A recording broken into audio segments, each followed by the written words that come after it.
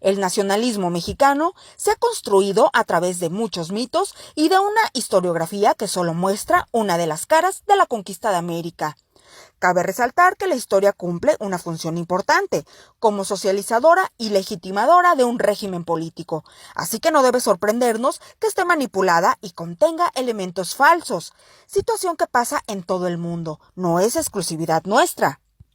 Este pensamiento dicotómico nos muestra a los españoles como villanos, como los únicos genocidas, cuya herencia ha sido nuestra perdición, y a los indígenas como el pueblo noble, de una riqueza cultural y científica incalculable, los eternos sometidos y despojados de su herencia milenaria.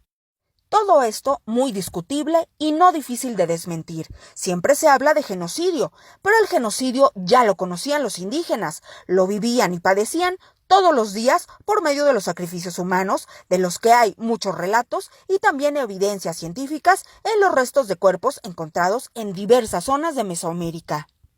De igual forma, puede ser discutible aquello de la imposición de un dios y una religión, sobre todo a los pueblos que pagaban tributo. La idea de un dios que no exigía sacrificios humanos o torturas de hombres, mujeres, niños y ancianos representaba para estos su supervivencia. Pero también es inexacto aquella afirmación de que algunos grupos indígenas como los aztecas hayan sido una cultura milenaria, pues apenas en 1325 llegaron a Tenochtitlan, es decir, una cultura con apenas 167 años de existencia.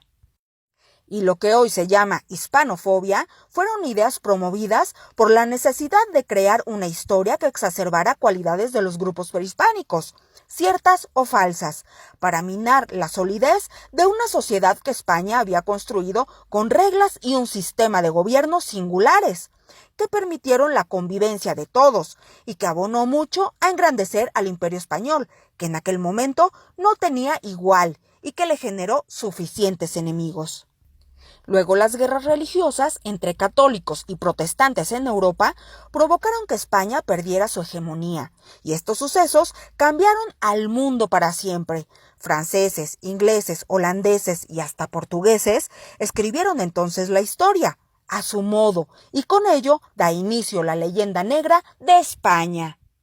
Mientras tanto, en estas tierras los reyes católicos ya se planteaban la cuestión ética de la conquista, lo que dio paso a que teólogos y juristas analizaran los problemas éticos y morales del Nuevo Mundo.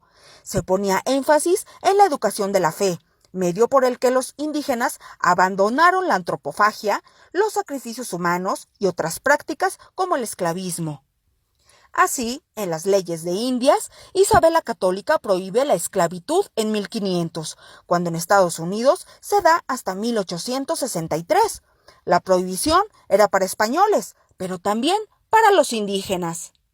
Entre otras cosas, se decreta que las tierras que ya eran de los indígenas antes de llegar los españoles sigan siendo suyas.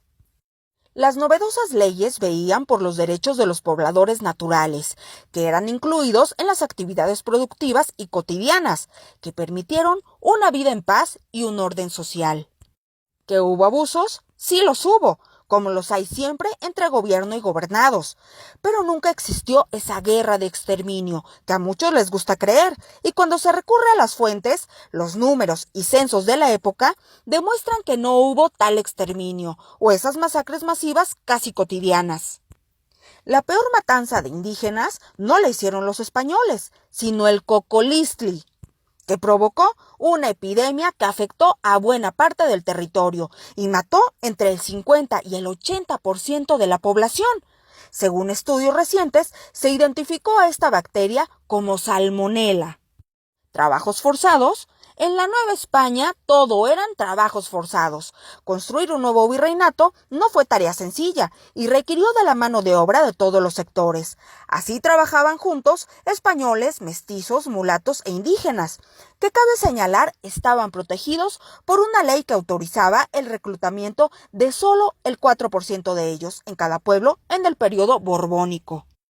Y los misioneros católicos que llegaron también tuvieron un papel muy importante en mantener el orden y evitar los abusos de los peninsulares. Fray Juan de Zumárraga fue protector de indios. Toribio de Benavente y otros clérigos registraron las diferentes lenguas nativas y evitaron que éstas se perdieran. Prueba de todo esto es que hubo indígenas a los que la corona dio títulos nobiliarios y que pudieron hablar en nombre del rey. Erasmus Darwin escribía: en mis viajes por el inacabable imperio español he quedado admirado de cómo los españoles tratan a los indios, como semejantes, incluso formando familias mestizas y creando para ellos hospitales y universidades. He conocido alcaldes y obispos indígenas y hasta militares. Cuando España se va, deja 25 universidades y 14 colegios mayores en América. La primera universidad se funda en 1538, cuando ni siquiera nacía Harvard.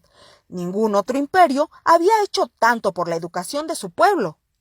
Y aunque siga siendo políticamente incorrecto opinar sobre la gran herencia que nos dejó ese encuentro de dos mundos completamente distintos, abundan las evidencias de que no se trató de una guerra ni de una masacre, sino de un sincretismo y de crear una cultura nueva que incorporara ambas tradiciones. Y negar nuestra historia es negar lo que los mexicanos somos, es negar nuestra sangre indígena y española.